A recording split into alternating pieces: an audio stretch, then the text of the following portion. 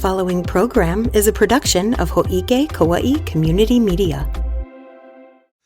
Aloha and welcome to Island Alert, the show where we get to know Kauaʻi's first responders. I'm Max Richardson. And I'm Kalani Vierra, the Ocean Safety Bureau Chief of Operations. And today we're talking about the most attractive lifeguard since Baywatch was on, Kauaʻi's Ocean Safety Bureau.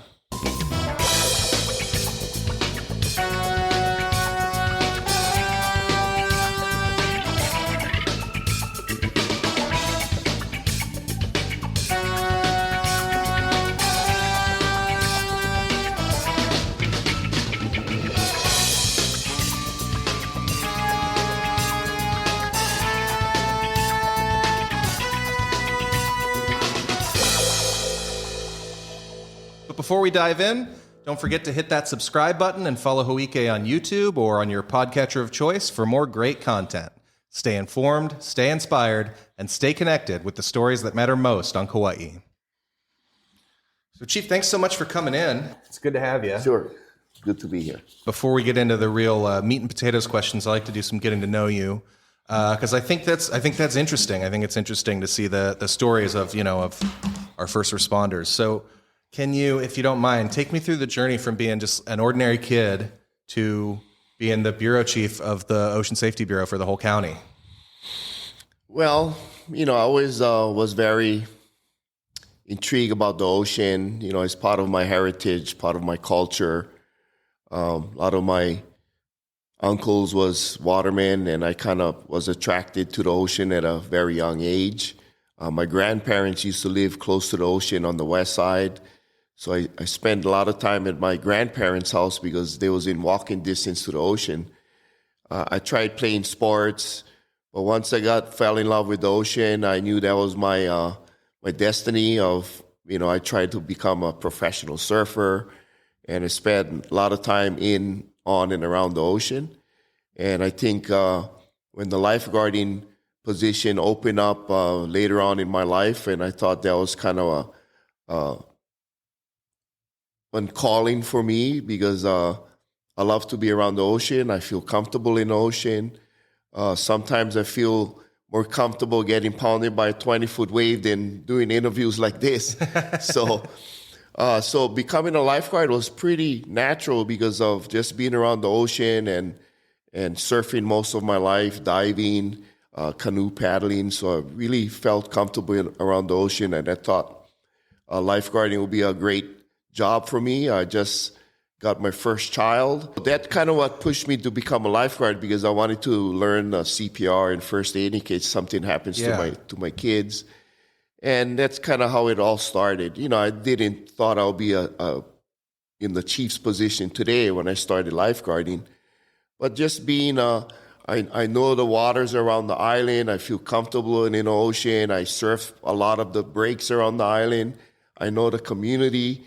And what better place to serve the community is become a lifeguard and making sure people come to the beach and go home safe and, spreading the aloha spirit, especially when visitors come to the island. And, obviously, probably 99% of all visitors that come to the island is attracted by our beautiful beaches on the island. So Absolutely. Why not educate them about the dangers, help them if we need to, and make sure they go home safely so they can enjoy time with their families. Yeah, that sounds great. So you said you got into lifeguarding a little bit later on.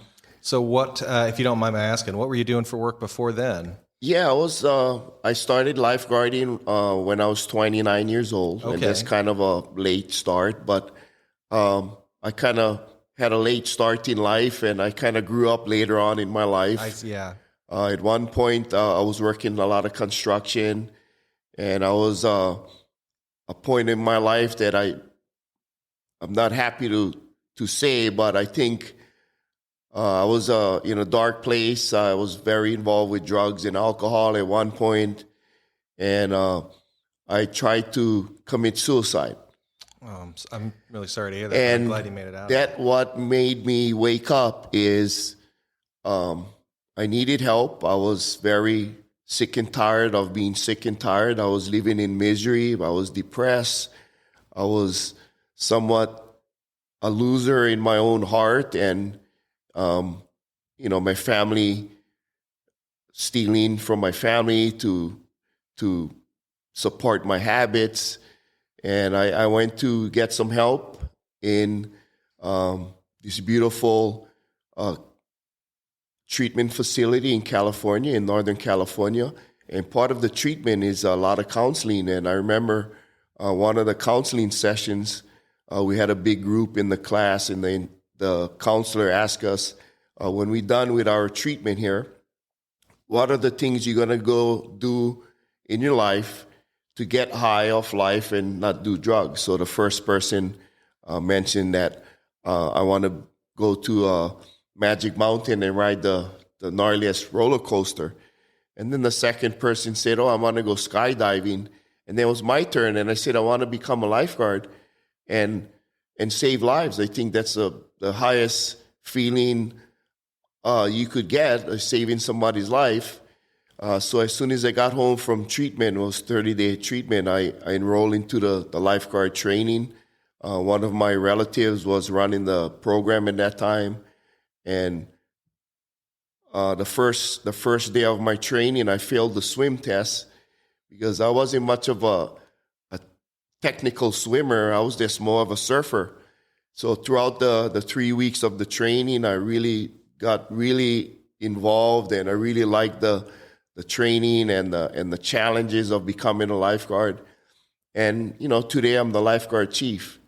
So I think by me trying to save lives and educating about people being safe, I think that's what keeps me alive. It's by sharing the knowledge that I know and trying to help people stay alive. And that's what pushes me and keeps my passion alive of trying to create better programs and do a lot of better education and working with the young youths with like our Junior Lifeguard Program. And it's kind of just giving back to keep me alive and keep me involved and help me to stay away from the drugs and alcohol.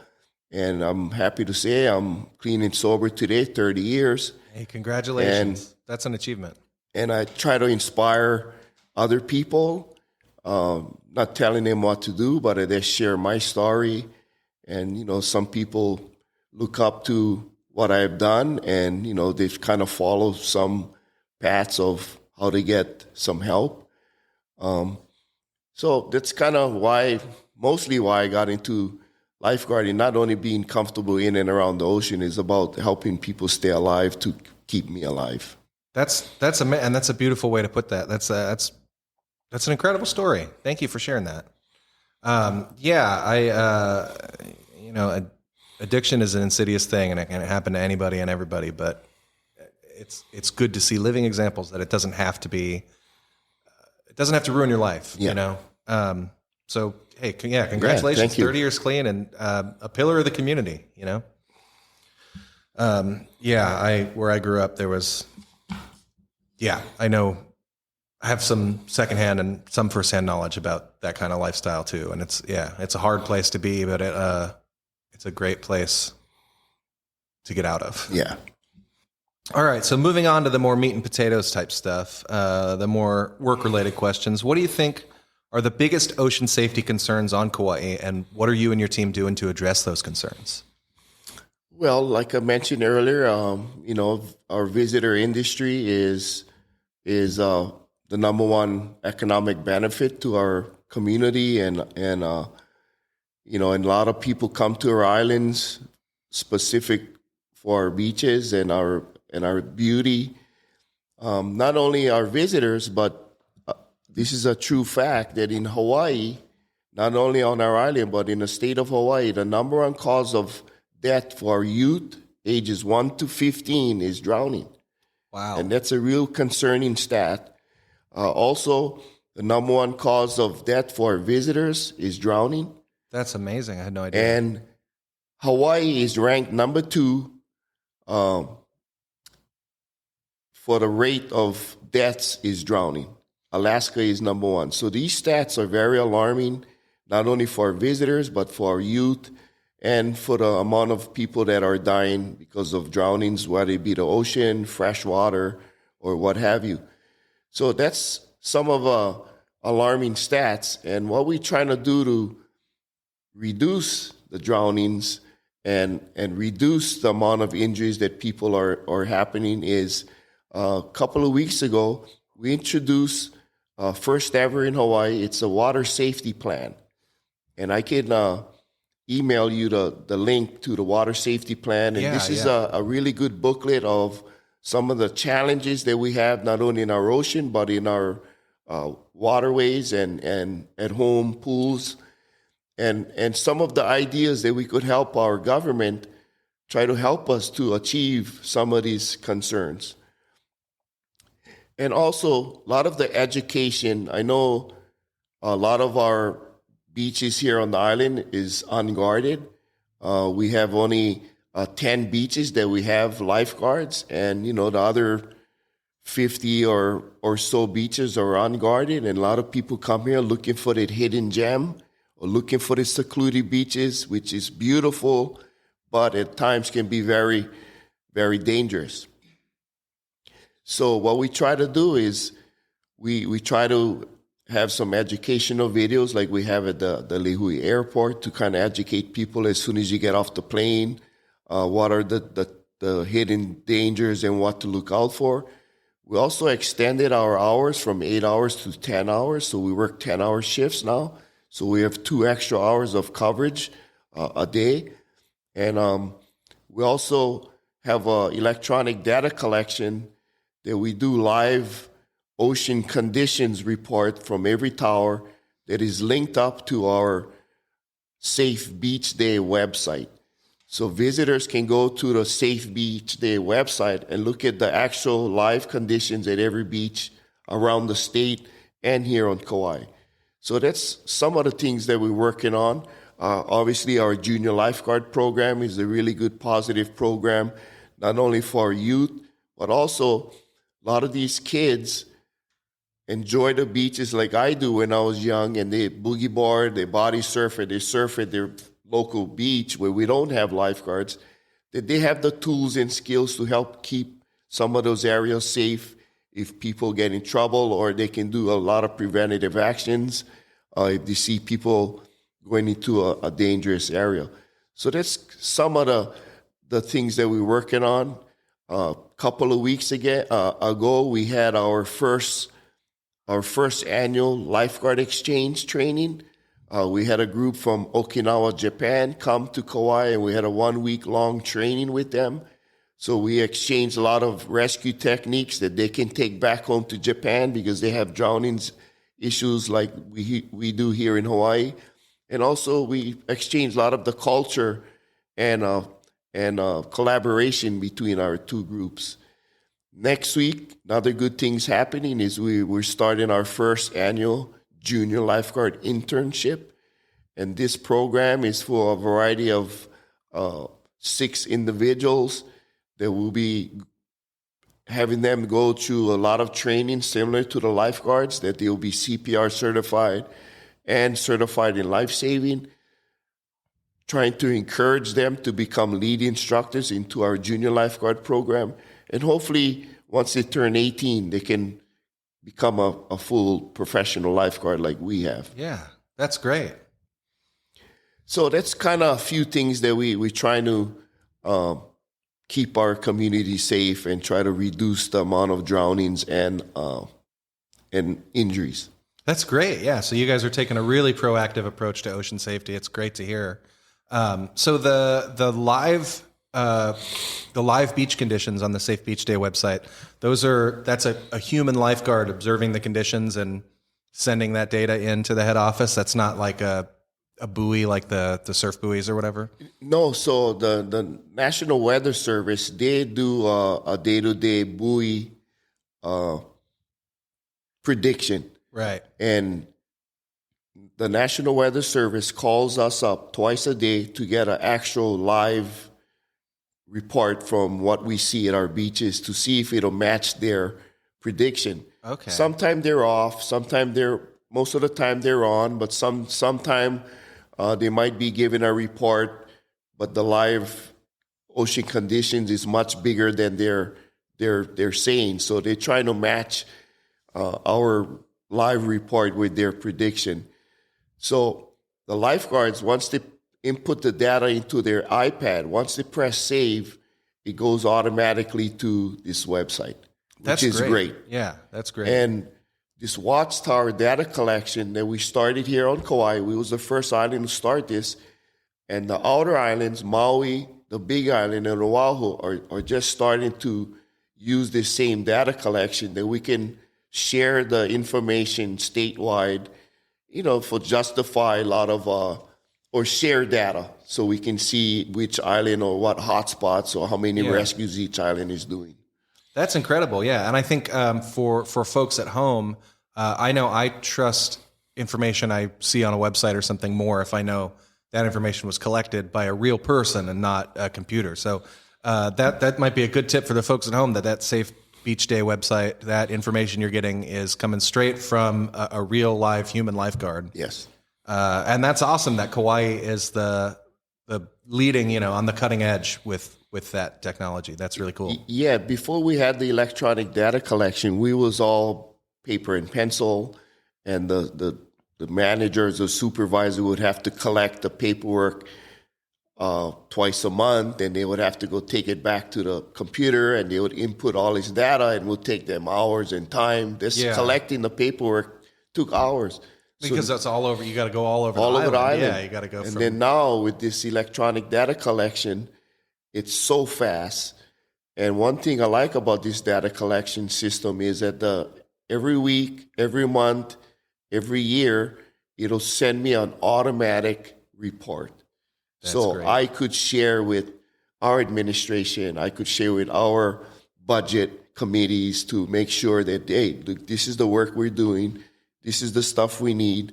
And it helps justify positions and more equipment and manpower. That's great. Yeah, being able to capture that data, that's great. That's always the hard thing with when you're in a position that is so hands-on and that's so physical, is capturing the numerical data to show to the budget folks. I know that's in my experience, that's been like, you're like, just trust me, we did a lot. Yeah. But my hands were full at the time, so I didn't write it down. Yeah, so a lot of our administration is all data driven. Yeah. So data really helps us justify a lot of the work we're doing and the help we need. Yeah, and anything that makes capturing that data easier is a good thing in my book. And it doesn't take too much time off the lifeguard at the beach. We usually staff one lifeguard tower with a minimum of 2.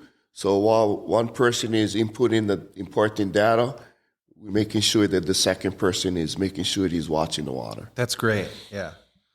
So we touched on it a little bit, but what would you say are some common mistakes that maybe both residents and visitors are making when it comes to ocean safety? Well, for me, I truly believe that when people go to the beaches, while you're a local resident or a visitor and you're not familiar with that specific area, obviously you want to take at least 20 minutes of your time to observe the conditions first. Obviously, if there's no one on the beach or no one in the water, that's a good indication that something is either hazardous or there's a reason why there's nobody there. We try to encourage everybody. The safest places to enjoy the beaches is where the lifeguards are stationed. Your chances of drowning at a lifeguarded beach is, I think the stat is 1 in a million. Your chances of drowning at an unguarded beach is maybe 1 in 1,000. So your chances are much greater drowning at a beach where there's no lifeguard. Look at if there's any signage in the area. A lot of the beaches that we have has permanent signs that kind of indicate some of the dangers, like danger shore break or rip current or high surf. Also, you're going to be noticing on our island, this is something that Kauaʻi started also, is the rescue tube project. If you go around our beaches today, you'll see probably over 200 of these yellow rescue tubes stationed on a pole with information. If you see somebody in trouble, it'll give you a good checklist of what to do, call 911. don't use if you're not a good swimmer, and all this different information. And that also started here on Kauaʻi. But getting back to, you need to educate yourself of the beaches you're visiting. Because if you're not familiar with that area, like I said, you can get yourself in trouble, especially there with your family. So always try to get as much information. The Safe Beach Day website, it'll educate you of every beach that we have on this island or in the state. So you can kind of prepare yourself if something does happen. But I usually tell people to take at least 20 minutes of your time to observe the conditions before even getting into the water. That's good advice, yeah. And that can make a big difference, knowing what to expect, looking where the rip is coming, where the big sets are breaking. So can you walk us through a typical day in the life of a Kauaʻi lifeguard? Typical day. For me, when I was working at the beach, most of my time is in office now, but when I used to work at the beach, first thing in the morning, I would be looking at the local weather, first of all, watching the news, having a good healthy breakfast, coffee, watching the news to look at the daily weather. How big is the surf? What is the wind doing? What's the tides doing? What is the swell direction? And depending where you work, like if I was working up on the North Shore and it's a winter day and I look at the report and it's a 20-foot high surf warning day, so now I really got to prepare myself even more, because now knowing that the conditions are hazardous, now I really got to be paying attention to the people on the beach, because if I'm not paying attention to the people on the beach, that means I'm going to have to risk my life even more getting into the ocean with this heavy surf. But looking at the report, preparing yourself, having a good breakfast. When I get to the tower, I will check in. Usually everybody has a check-in system with our radios. I'll set up my equipment. I'll make sure all my equipment is checked, all the oxygen unit, all my jet skis, all my ATVs, the trucks are all nicely checked, ready to respond. And first thing in the morning, I'll probably do my stretches while I'm watching the water, looking for any potential hazards on the beach, and get that removed or roped off or marked so nobody gets injured. And pretty much watching the water. That's pretty much our primary job, is watching the water and doing preventative actions. Preventative actions is you see something about to happen, you go down there and you warn the people. You see people might be going in a hazardous area, you go down there, you warn the people, send them to a safer beach. Posting a sign, putting an orange flag, making announcements over our PA system on the lifeguard tower, and trying to do the best preventative actions we can, because to us, a dry lifeguard is a good lifeguard, because that means he's doing his proactive job and making sure people are warned, keeping yourself in good physical condition. We also have a good hour of workout time that we try to shift and take turns on the workout time, run, swim, paddle, maybe some lightweight stretching to make sure you're in good physical condition, because there's a lot of times you might have to be running down the corner, half a mile or a quarter mile, then you got to swim out so far or whatever. So being in good physical and mental condition is probably one of the important things of becoming a lifeguard. And try to keep yourself busy during the day, because at times it can be boring depending on the beaches you're working at. Try to keep yourself busy, answer a lot of questions. A lot of people come to our towers, and we probably heard every question in the book. And try to answer the questions the best you can, even if it's 1,000 times a day. Where's the best snorkeling and whatever. But, the day goes by pretty fast. Try to stay out of the sun and not get burned too much. We have some really good lifeguard towers that you can stay out of the sun and out of the elements.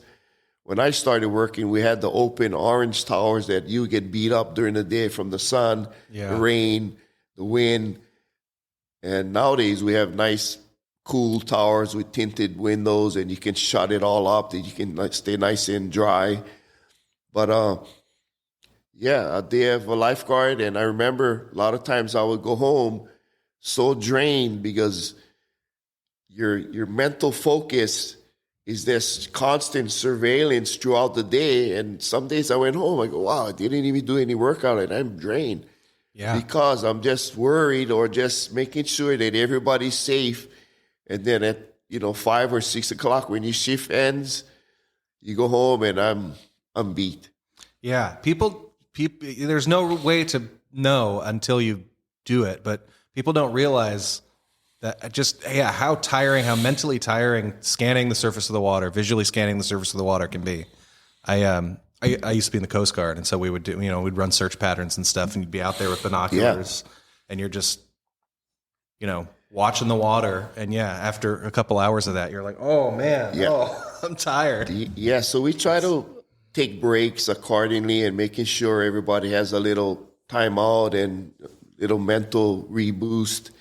Because it could be a draining day just watching the water, watching sometimes hundreds, sometimes thousands of people on the beach and in the water. Yeah, and you're looking at this big, huge blue expanse for a dot. Yeah, that might be out of place.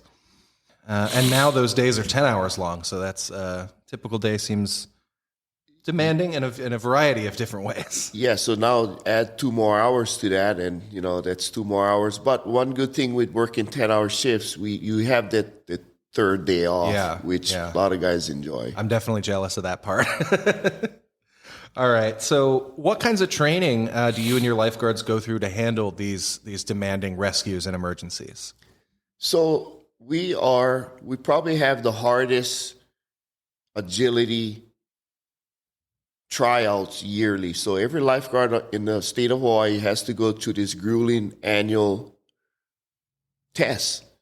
And if you don't pass the test, you could lose your job. Oh, man. And there's 4 events. One is the 500-yard pool swim. So that's 20 lengths or 10 laps. And you have to do that under 10 minutes. If you swim, it's pretty easy to pass if you don't stop. Yeah. The second one is probably the hardest, is a 1,000-yard run, 1,000-yard swim. And you have to do that back-to-back under 25 minutes. That's a lot, yeah. Yeah, so that's kind of the hardest one. And then the third one is you have a 400 paddleboard under 4 minutes. That's pretty easy if you're a surfer. And the last one is the 100-yard run, 100-yard swim, 100-yard run. It's called the 100, 100, 100 under 3 minutes. Oh, So that's pretty much a sprint. Yeah. And that's kind of more reality of what we do. It's a quick run, quick swim, quick run. So that you have to do yearly. But we also do a variety of different training. We do cliff jumps.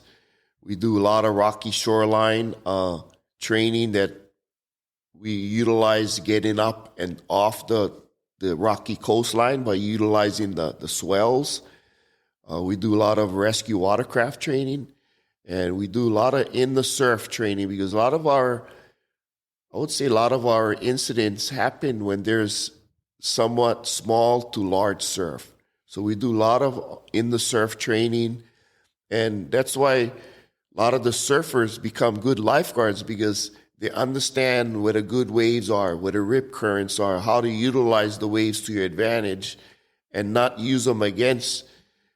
If you use the ocean wisely, you can be a really proficient lifeguard. But if you don't understand the ocean and use it poorly, you're going to be burning a lot of energy and might be against your own personal safety. Yeah. If you think you're going to fight against the ocean, you're going to have disappointing results. So training, very important. So we try to do a quarterly training, whether it be, like I said, in the surf or cliff jumps or whatever the case may be, just to keep the guys in somewhat fine-tuned in case a heavy rescue does come about, that they're prepared.